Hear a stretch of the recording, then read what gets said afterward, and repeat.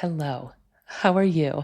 I am good. I am. We are recording earlier in the week than usual, and I'm having a very Monday. I needed I an don't know if extra that's good day. news or maybe that means the rest of the week will just be very easy and like flow from this Yeah. I read rough like start. almost an entire 900-page book over the weekend, so I feel a little bit like book hungover. Is that a thing? Okay. Yeah. Yeah. I mean, 900 pages. Yeah. Fiction? Yeah. I don't I don't Okay. I don't How F to, with nonfiction. I don't like it. is it something, obviously, though, if you read that much, you were absorbed by it. Like it was Yes. really good. It was Okay. it I'll was get your very good. There was a recommendation. whole debate. I'm in a book club and Mm, we're doing this book called Familiaris at the mm, end of June. But Familiaris is the prequel to the story of Edgar Sawtelle, which was like a big Oprah book like 10 years ago, 12 years, something, long time okay. ago, that I never read. And so I was Okay. like, well, I can't read the prequel until I read the first one. And then I Okay. had a whole debate with my mom because she was like, no, I'm going to read the prequel first because it's the prequel. But I was like, but That's not the order they came out. right. And it's like Breaking Bad and Better Call Saul. Like Better Call Sure. Saul was better if you saw Breaking Bad first. Right. So I spent all Fascinating. weekend reading the first one, which is really the second one, In the wrong maybe. order, according to Right. your mom. Right. Not getting it right, but still, that's super impressive. So kudos to you. It's a good weekend.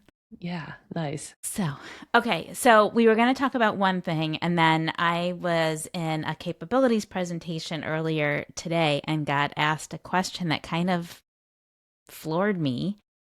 And I even said it to him. I said, I think I have to process this on my podcast because that was a really good question. And I hadn't really thought about it before. And this podcast is now how I process things.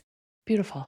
Okay, so the question was, so they've been, it's a non-influencer marketing related agency, and they're meeting with influencer specific agencies, a number of them, to determine who they want to use as their partner because they don't want to create their own Hmm. influencer marketing arm. They want to have a set partner who's their go-to for all things influencer marketing. And we were talking about our team structure and the different positions that are on our team. And he said, you're really the only agency that we have talked to who doesn't have a creative director and a creative team. Mm. Why Mm. not?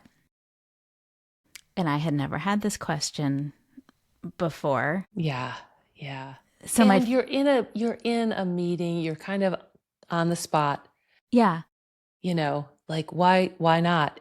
Why not supposes you should have it. yeah, but he's like, I wanna. He's like, I'm not.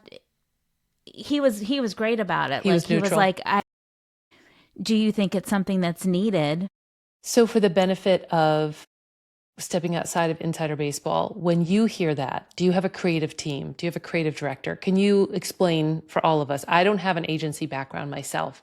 So, Yeah, what does that inherently mean in terms of top line staff you would have to have, what their roles are, what they do? I mean, I know it, I can articulate it, but I'd like you to share, yeah. like, Like okay, it's what that kind of means. hard to have just. I can think of a few people who could be a creative. There's usually like someone who heads up a creative team, and they are a very creative person, duh, but are overseeing a team of creative directors and art directors who are coming up with both visual and written Mm, creative concepts to mhm. present to clients. Right. So, typically, in other words, this could be signage, this could be billboards, this could be television ad campaigns, it can be.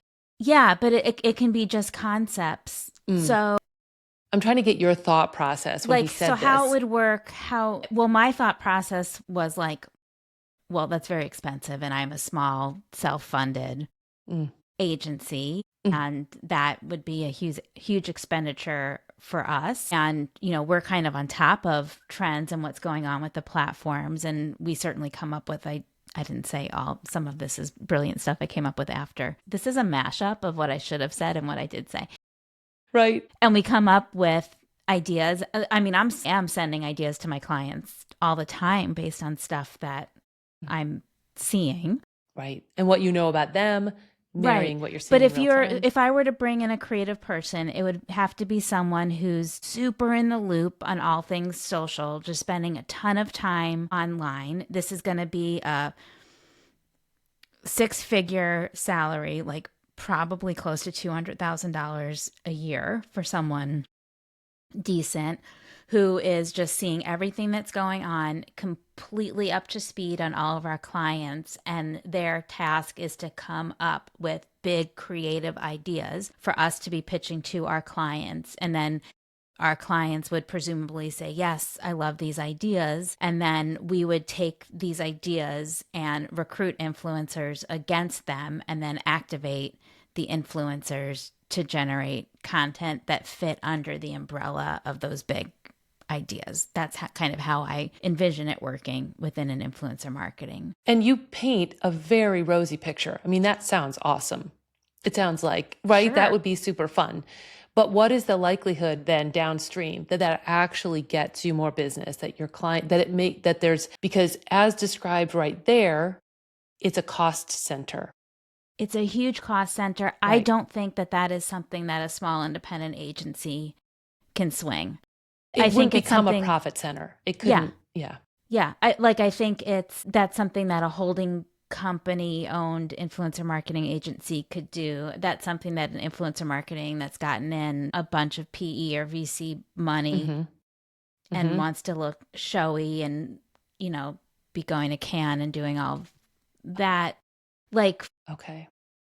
for me, yeah, it would be great. I mean, like, there's so many people I would hire if I could hire all the people in the world. But at the end of the day, like, we have a smart team that do have their boots on the ground and are seeing things and are suggesting ideas to our clients. And ultimately, the creative folks in our equation, and this is something that came from the guy I was talking to today too, like, the true creative team is the influencer.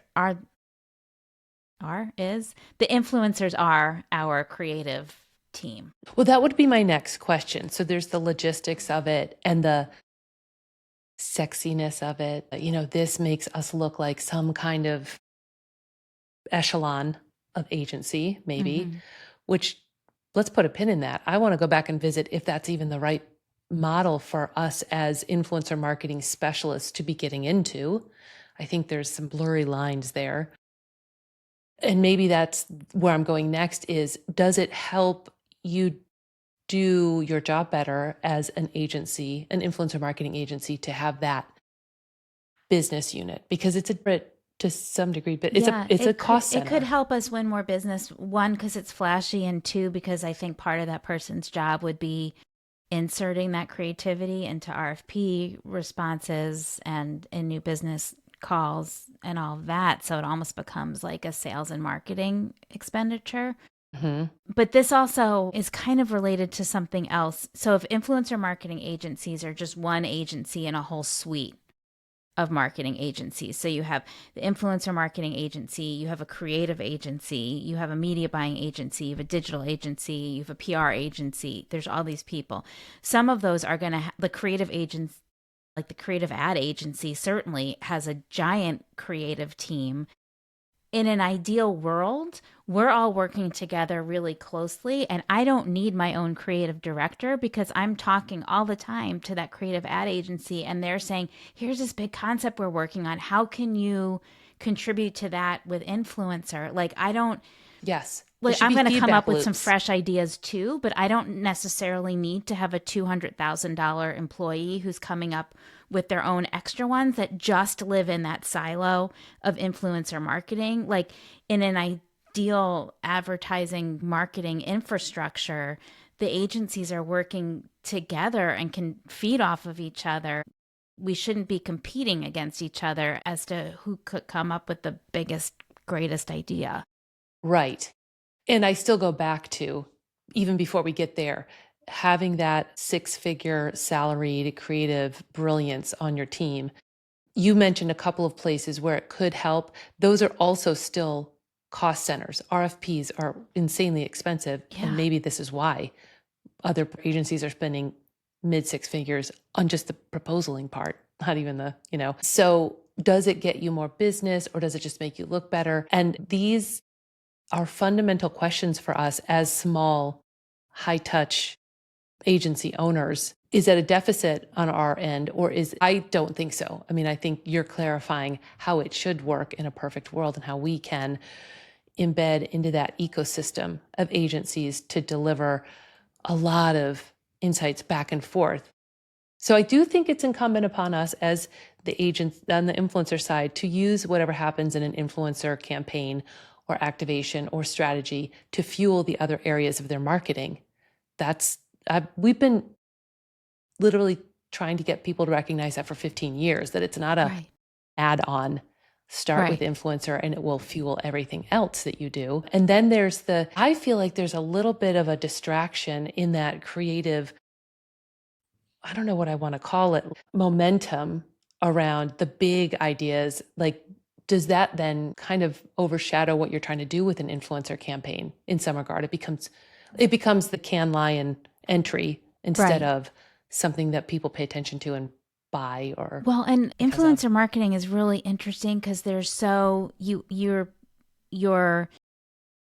as influencer marketing agencies are managing this whole other team of humans, these contractors who are living and breathing humans. There's so many pieces and parts, and there's so much we have to put together. We have to recruit, we have to negotiate with them, we have to brief them, we have to check that content, we have to measure that content, we have to amplify that content. Like, there's so many things that are going on there. So isn't it fully sufficient and in fact awesome to be an agency who can manage all of those pieces and parts totally seamlessly and just make it all happen in an amazing way, and take those ideas that are some maybe coming from us, but also coming from the other agencies, and even top down from the brand, and helping to bring them to life. Like, that's, Mhm. I don't think that should be diminished just because we don't have a fancy creative director on board. Agreed. Yeah, agreed. And I'm arguing even further than that. I think it could be detrimental. I think you Yeah, start to lose focus and perhaps. start to be diluted, and you start to be an agency of record or full service agency, which I don't think neither you nor I want. I don't want to be a full service Yeah. agency. I don't want to do digital and paid and social. And I like this particular specialty because we can get so deep with it. And that's the first time you've had that request or It that wasn't even a even, request or that yeah, question. Yeah. Yeah. inquiry. But Okay. I think the other thing that's kind of, I want to make sure to make clear is that just because we don't have that department and that person, I don't want that to detract from the art that we do. Mm-hmm. Like, I'm thinking Right. of a piece of content that we generated like a year and a half ago for a client who we no longer work with. And their creative agency had come up with this really big, wild concept for them. The concept came from another agency. It did not come from us. And the brand came to us and they said, "Can you do an influencer activation around this?" And we hired 5 pretty large, like elite macro size influencers to activate around this. And one of those pieces of content is by far my favorite piece of content that we've ever generated. I showed it in the meeting today and I was like, I'm going to keep showing this until the day I die because it was just so perfect and great. But there was art to what we did. Like, we didn't Yes. come up with that, like the overarching concept, but we found an amazing creator and we worked with her on her concept, and we made sure she had all of the right brand information and that she knew what she could show and what she couldn't show and how the brand was showing and what she was Yes. able to wear that didn't have logos in it. And then we promoted that, made sure to put the right paid amplification behind it. And Mm-hmm. there's a lot that we brought to the Lot. table. You've heard me beat the drum incessantly about operational excellence in this world of influencer marketing, and that's a prime example. You have to have that piece for the art and the creativity to have any wings whatsoever, and to find an audience, and to, from the beginning ideation around it to the final conceptualization and amplification of it. You've just illustrated that. And P.S. Relatedly, one thing that the buyer side can do here, the brands or the agencies hiring us, like this is an agency reaching out to you, trust us. Let us be the expert in what we do, and we can add our own innate value, which is immense with our backgrounds, but also we know how to play well with other departments or expertise or agencies or strategies. And the sum of the parts, what is it? The whole is greater than the sum of the parts or something like that. I'm Yeah. probably messing it up. But yeah, Like absolutely. 2 + 2 = 8. Yes. And let us be one of those and let us be the two because we're so good at it. It energizes everything else instead of, you have not said that this person required it at all. But there's so much value. Okay, so now I'm treading on the line of influencer marketing being dead, which we keep hearing over and over again. It's dead because people have taken it into places it doesn't belong and maybe stretched into, can we make an influencer agency also a creative agency? Yes, but maybe something gets lost in translation Or as can we well. make an influencer agency into a performance agency? Performance marketing, And exactly, then, growth this marketing. content is seen as a failure. Yes. Because it's being made to do something it was never intended to be doing. Yes, exactly. Rinse, repeat. I think that's part of the problem. So I would encourage anybody listening to this to influencer marketing at its core is innovation, I think, because you're always reinventing and new. You couldn't go back to your history and pull a campaign together, even with the same influencers and the same resources, and get the same results today that you did 6 months ago. Right? Everything is always changing, and the dynamics and the consumer sentiment, everything is changing. So it's always about innovation. So if you're looking for that, lean into what's right there and part of the system or the agency you're working with, instead of maybe looking for some bells and whistles that just the cool kids might have, like you said, the private equity and the VC and all of that funding. That's window dressing, maybe. Yeah. Do you think we sound defensive? Probably. Well, I think that, it's like the salty dogs thing. Like when you've been doing this for this long, I don't think we're defensive. I think we're like, yeah, we don't really need that. We sometimes brands, the people that want to hire us, have to go do it wrong to realize, oh, there's a right way and a wrong way. So I don't know. What about you? Do you think we sound defensive? I guess I worry that we do. Right. And I have to, maybe this is too vulnerable, but like I've just been thinking a lot about like, has the industry changed so much since we started doing this in the first place that it's like, I just think it's gotten harder and harder to compete as a small self-funded independent. And like, Agreed. I worry, like, are we going to hit a point where it's impossible to compete? Diminishing returns. Mm-hmm. Yeah. I so appreciate you saying that out loud, because that is a constant refrain in my head too, around that innovation. Am I innovating enough? I don't think my agency can stand still and try to do what we did 15, 14, even 10, even 5 years ago. Heck, Yeah. even 2 years ago sometimes. No, you'd still be doing blog posts with 4 tweets. That's right. Saying that, and hashtags. Yeah. So I feel that really powerfully. And I wonder, I don't know if we have time today, but what then? I think instead of feeling or coming across as defensive, one of the great exercises we could do or value we can add is to make the case for why the industry would be harmed by letting small, founder-led, self-funded agencies disappear.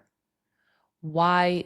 What's the risk of the big private equity backed holding companies? And we see it just in the news every day, the internal shakeups and the layoffs and that kind of thing. But, we have to be able to make a business case for why our existence as small boutique agencies matter. Yeah. Have I told you? I feel like I've talked about this before. My dad's time in the Navy and No, I the don't think analogy. so. All right. I'm going to lay it on you. So when my dad was going to college, University of Michigan, by the way, go blue. Blue. He worked in his summers. He grew up on Lake Huron. So he worked at that point on dredging boats, dredging barges. And dredging barges are really just these flat boats with pumping mechanisms that clear the channel for ocean-going freighters to be able to go around Michigan, down to Chicago, up to Muskegon, and then wherever they need to go. So he worked 5 feet off the lake the entire summer. Fast forward, when he was in the Navy, he was an officer's candidate school and going through training. And the question was, if you're in this giant destroyer, I think that was what he was commissioned or stationed on, and you're in the fog and all of your equipment goes dead, all of your, your radar, sonar, any communications is gone, your electrics are gone. How do you avoid other boats in the area? How do you avoid anything? And all of these, we're throwing out answers. And finally, my dad said, you put a boat in the water. You get down below the fog because there's a place between the water line and the fog that you can see. And he knew that from spending summers 5 feet off the water. And this is my analogy for us as small boutique agencies. We are that boat in the water. We can see through the fog. We can see through the noise. Like you just said, your people are not only creative, they're in the weeds every day with social, culture, innovation, forward thinking, and realities of today. So as big agencies need to prove their market share and their shareholders' value and all these, we are under that fog line watching for what's coming around the corner. In ways that the big agencies can't do it and the brands who are spending 6 and 7 figures can't do. They're scaling. I've heard from brands, we're so tied to volume. We don't know what's working and what's not. We just have to kind of keep doing the volume. Yeah, and no, I we always got cut out little budget, give it to Danielle, give it to me. Let us run these little incubator projects that can then scale up and help you be more nimble. So that's my analogy. Like, we're low to the ground. I love that because I think some of the bigger agencies are missing things. I mean, we had a request from a larger agency. We're doing a program with a larger agency now, helping them out as extra hands because quick turn, yada, yada, all the things. And they wanted standalone Instagram stories as part of it. And we had made a company decision about a year ago that we're not recommending those anymore because the ROI is not there. You can't put paid behind them. They kind of get throttled. There's just influencers are charging almost as much for standalone stories as they do for a reel, which gets way greater visibility within the ecosystem of everything that we're creating. And so just the cost benefit is not there to do these standalone stories. So we'll have creators do a reel or a carousel and share it as a single story just to be able to include a link. Right. Fine. Great to do. But this agency came to us and they wanted these standalone stories. And we explained that the ROI just wasn't there. Like they weren't aware of that yet. Right. And this is something that we've been just like quietly, we just stopped putting it into proposals a year ago because we have feet on the ground and we were doing them and we're looking at the numbers and we see what they're paying and we see that that's not working and that there's a better place to put their money. The math ain't mathing. Right. And this may sound very defensive. Those bigger agencies are fueled by young junior talent who don't yet know, haven't been trained, and there may be no education in sight for them other than hard knocks, like learning it, how to speak up, how to flag the trends they're seeing, how to be contrarian in the face of your whole team thinks that stories are great. You're not going to be the one that calls foul on that. You have to, it's groupthink. And again, there are bright spots in there. I don't mean to cast everybody with that, one paintbrush, but that's not nimble. And it's not, you have institutional knowledge that you can make those decisions in a snap and then benefit all of your clients. So that's a real-time example of being the boat in the water, which is, I think that's what we need to boat in the water. Beat the drum of. Yeah. That's very sexy. Thank you, Casey's dad.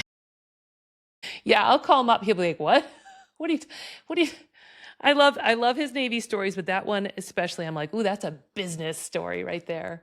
That's what I always give the example of, like, when, especially when I'm talking to larger agencies who use us as a white label partner, like Yep. secret behind the scenes. Yep. I always say, like, you're the beautiful swan swimming elegantly above the water, and then Sway Group is like the crazy like the legs going crazy under the surface. Yes. The crazy legs. This is our marine themed podcast. Yes. I Sway Group's the love that. crazy legs under the water, making Love it it. all happen. There we go. There's just so much. I think this is not the last. You and I will obviously be talking about why our small boutique agencies excel at what we do and marry so nicely to everything else going on. We're not this or that, not either or. I think we embed beautifully to cover gaps and to create connective tissue to give crazy legs to those graceful Yeah. swans. Well, and I think just one more quick plug for the smaller agency. Like, this is a human commodity that we're dealing with. These are human beings who actually are not commodities, and there's relationships there, and I think it's a lot harder for influencers to truly feel like they have a deep relationship with a bigger agency that might have a ton of turnover going on, Right. or Yep. they're dealing with a different person every single time. Like, I know the feedback we get from the influencers who we work with, the person, they deal with one person on our team for just the upfront negotiation and recruitment, and then they're passed over to our QA team, and that's the, like, here's your creator brief, here's what we expect, oh, thank you for your first draft of content, here's our feedback on it, here's your go live date. Like, all of that back and forth is like, that relationship is really deep. And if you, I mean, it's like going to a restaurant where they know you when you walk in the door. Yes, you've hit on such a wise point to bring up because think all of us feel that same disconnect when our patterns, our routines get, shaken up. And you and I both have that benefit of longevity in the industry, mature teams again that are familiar to these people, they know us. That equity is super important. That trust is super important. And it can be jarring when the turnover. In fact, little side, I don't know, I remember in the days when we were working very closely with the big names, Edelman, Ketchum, Weber Shandwick, Fleischman Hillard. I could tell what their corporate culture was like by the turnover of talent and who was good to work for and who wasn't, by the people that 15 years later I know still work at those agencies. I've got to believe they're probably a better place to work than where it's just a mill and they're burning people out. That became a whole different conversation. So let me see if we can rein it back into why to work with us. But same thing. Well, here's another interesting thing. I keep saying I have just one more thing. There are some larger influencer marketing agencies, and I feel like we've talked about this before, but something I see at some of these larger ones is that they hire young people to do everything from soup to nuts. So when you're hired to work on the team at one of these larger influencer marketing agencies, you are managing the account, you're recruiting, you're finding the influencers, you're negotiating with the influencers, you're setting up all the metrics. At some of them, you're also doing the paid amplification on it. Like, you're doing everything soup to nuts as just one person, Wow. which has always kind of baffled me because we're pretty small, but we have, those are like really distinct talents and skills and expertises. Right? Like being able to negotiate a rate with an influencer is a much different skill from checking, like looking through that caption and making sure everything is, the client name is spelled correctly and everything from the creator brief was hit, is a much different skill set from knowing how to run the paid amplification to make sure that it gets seen the right way, is a much different skill set from pulling in the metrics at the end and putting together a report, is a much different skill set from like being the account manager who can deal with a client who's upset one day or happy the next or needs this thing or wants to talk to you at 9 p.m. or suddenly starts texting you when you had previously just been an email client relationship. Like, looks like you know that feeling. I'm exhausted though by you just listing all that out. But a lot of these, like, we've had people who worked for us who left to go to some of these larger agencies, grass greener, yada yada, and then we get phone calls like, that they're, oh my God, I'm doing everything. with no support. I can't do everything. Right. I can't do it. Physically exhausting. Not designed to do all of those different, very disparate disciplines well, which is the Colby, which we, another time. Why I love the Colby. And I think there was a third point in there that just disappeared. But yeah, I'm exhausted listening to it. None of it's going to be done particularly well. Maybe one of those things. Yeah. And then they're going to let the other things. Right. Oof. I mean, we get picky about how emails are written in our agency. Yeah. Like we'll critique, like, why did you pick that word and not that word? And sometimes I have to be like, oh, let's and pull back a little bit. like, we all have our, like we have a policy that even if you don't have an answer right away, at least acknowledge receipt. Yep. Of the email.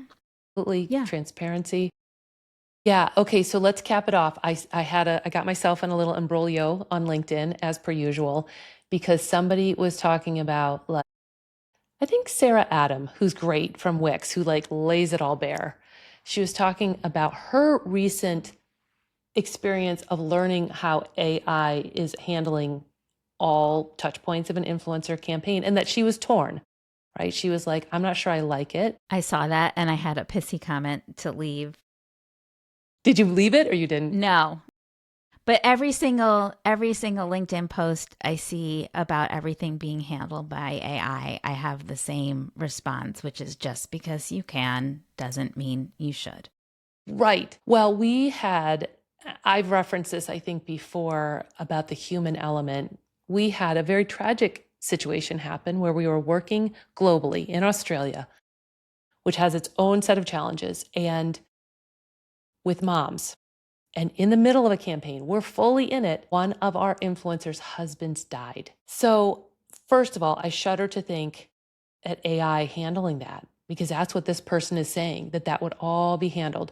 So put a pin in that. I shared that in the comments. The AI representative, the person who's pushing AI, I saw this, was like, oh, we've had that happen to us as well. I'm like, in 15 years, I've had that happen once. You're telling me in your whole hot 18 months of existence, you've had that happen? I don't think so. Like, well, and then he said that AI handled it better than he would. Well, I mean, I don't know what we're learning about that guy. Maybe he's not real. Right. Oh my gosh. What is real anymore? Are you arguing with a robot? I probably am most of the time. Yeah. Maybe that's where we end this whole thing. Yes. Your wisdom to me to stop arguing with robots. They're out there. Friends, be safe. Okay. More next week. Yeah. Great discussion. Thanks. See ya.